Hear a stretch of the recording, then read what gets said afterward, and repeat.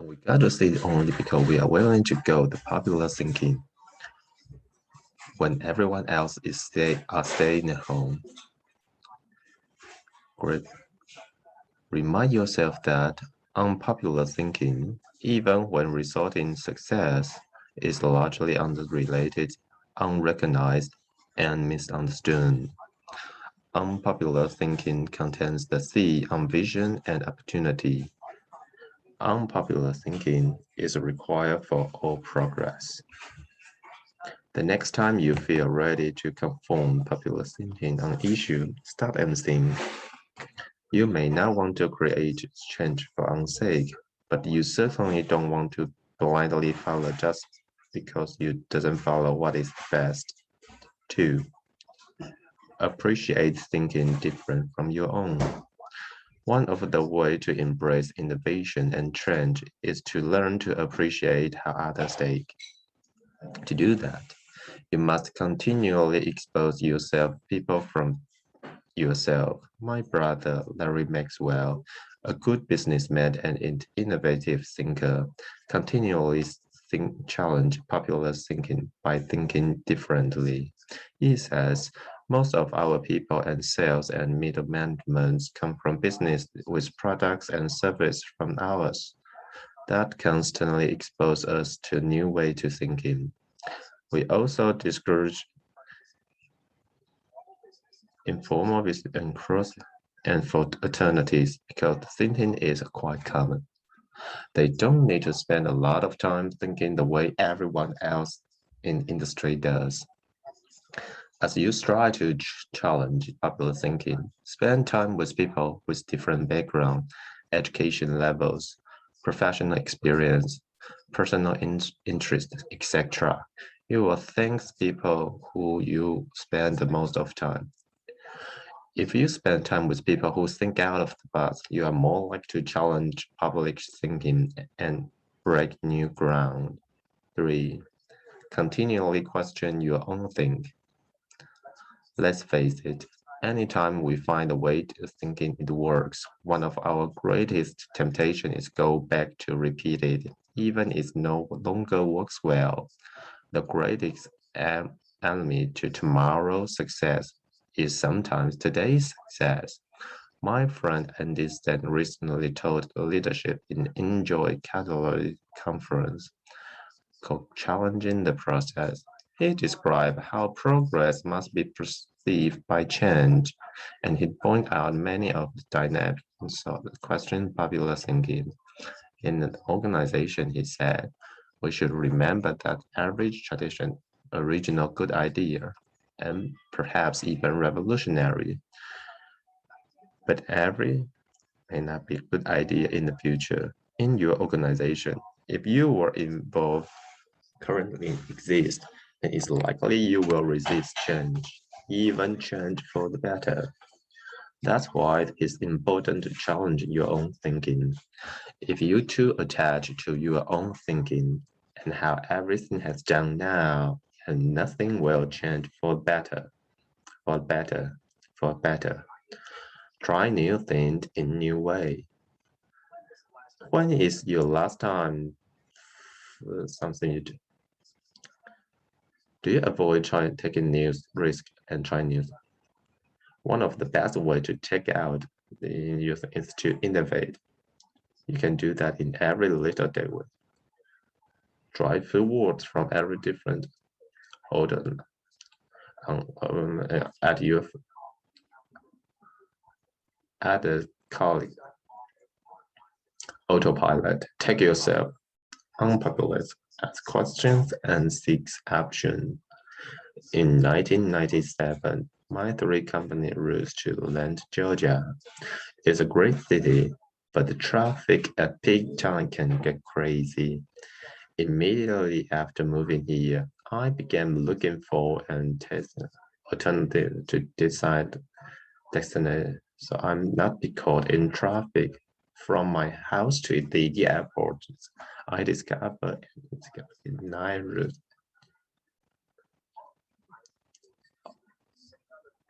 Sitting on the freeway, and it can be on on an alternative route. Too many have not tried new things in new way, new things in new way, new things. Are more satisfied with more problems they committed to find some conclusions.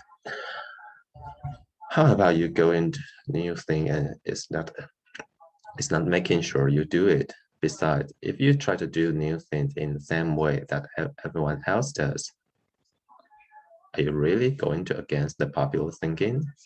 Get out there and do something different today. 5. Get used to be uncomfortable. When it comes to right down to it, popular thinking is comfortable. It's like an old climb, just to just all idiosyncrasies. The problem with most requirement is that no one is lately. Is so they agree it's time to get a new one. If you want to reject popular thinking in order to create achievement, you have to get used to be uncomfortable. If you embrace unpopular thinking and make decisions based on what works best and what was right, rather than what is commonly accepted, know this. In your early years, you won't be as wrong as people think you are. In your later years, you won't be right as people think you are. And older years, you will be better than you thought you could be. Thinking questions. And I'm consciously rejecting the limitation of common thinking in order to accomplish uncommon result. Chapter 9. Benefit from shared thinking. None of us as smart as all of us. Ken Blanchard. Good thinkers, especially those who are also good leaders, understand the power of shared thinking. They know when they value the false ideas in others, they receive the compounding result for shared thinking and accomplish more than ever could on their own. Those who participate and should understand the following. 1. Shared thinking is the faster than solo thinking. We live in a truly fast-paced world. We can't go it alone. I think the generation of young men and women just entering the workforce thinks very strongly. Perhaps that is why they value community. Then they want to pick them as well. Giving yourself a shortcut. If you want to learn a new skill quickly, how do you do it? Do you go out by yourself and figure it out? Or you get someone to show you how? You can always learn more quickly from someone with experience. Whether you want to try to use the new soft package, develop a both green, or cook a new dish. 2. Shared thinking is more innovative and sort of thinking. We tend to think about a great thinker and independent soloist, but the truth is the great that doesn't create in vacuum. Innovation result in collaboration. Many times a day, I realize how much of my own outside life is built upon the labor of family, both living and dead, and how other members. As much I have received, sure thinking lead to the great. Whether you look Marina Peer, surrealist Louis Buñuel, and Salvador Dali, or songwriter John Lennon and Paul McCartney. If you combine your thought with thought of others, you will come up with thought you never had. 3. Shared thinking brings more maturity and solo thinking. Solo, as much as we like to think that we know it all, each of us probably painful blind spot and areas in that experience. When I first started out as a pastor, I had a dream and energy, little experience. To try to overcome that, I attempted several high-profile pastor and growing churches to share this thinking with me. In the early 1970s, I wrote letters to the 10 most successful pastors in the country, offering what was a huge amount of money at the time, $100, to meet me for an hour so I can ask them questions. When one said yes, I visit him. I didn't talk much, except to ask few questions. I wasn't there to impress anyone or satisfy their ego. I was to earn money.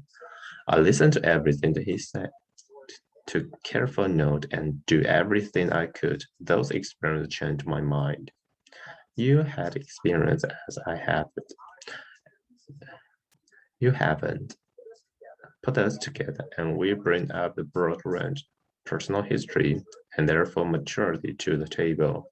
If you don't have the experience, you hook up with someone who does. 4. Shared thinking is stronger than solo thinking. Philosopher like Johann Wolfgang Goethe said, to accept good advice is about to increase one's own ability. 2 heads and better than one when they are thinking in the same direction. It's like harnessing the horses to pull the wagon. They're stronger to pull than either is individually. But did you know that when they pull together, they can move individually? A synergy comes from working together. The same come to play when people think together. When people think together. 5. Shared thinking returns greater value than because shared thinking is stronger than its obvious yield to higher return. That happened because the compounding action of shared thinking, but it also offers other benefits. The personal return you receive shared experience can be great. Claire and friends sum up the benefit of following observation. Sincerely believe is the key to the prospect in this world. It seems abundantly clear that every problem that you have in your family, in your work, in our nation, or in this world is a matter of relationship, of interdependence.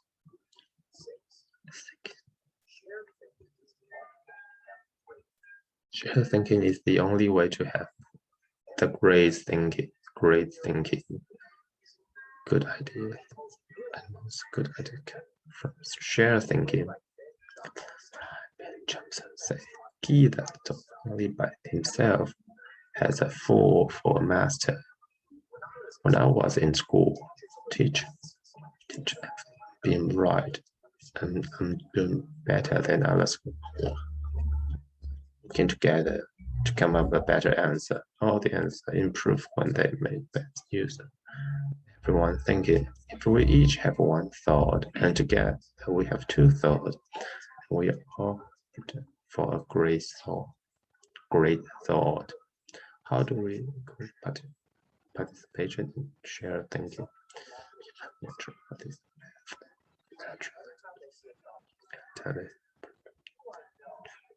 Can help with this. Leaders tend to be that way. So do extrovert. However, you don't have to be either of those to benefit from shared thinking. Use the following step to help you improve your ability to share thinking. 1. Value the idea of others. First, believe your ideas have value. If you don't, your hands will be tied. How do you know you truly want to improve from others? Ask yourself these questions. Am I emotionally secure? People who lack confidence and worry about their status, position, or power tend to reject the idea from others, protect the inner, keep people in there. It takes a secure person to consider other ideas. Years ago, an emotionally and took a key from my directors. After a couple of minutes, it became obvious that this will not positively contribute to the organization. Emphasis and read down the book. Why did they force to hinder the program? People. Hurting people, hurt people. Do I place the value on people?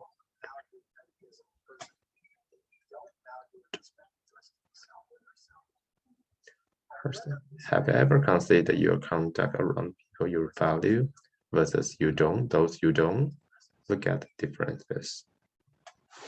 If I value people, I want to spend time with them. If I don't value people, I don't want to be around them. I listen to them,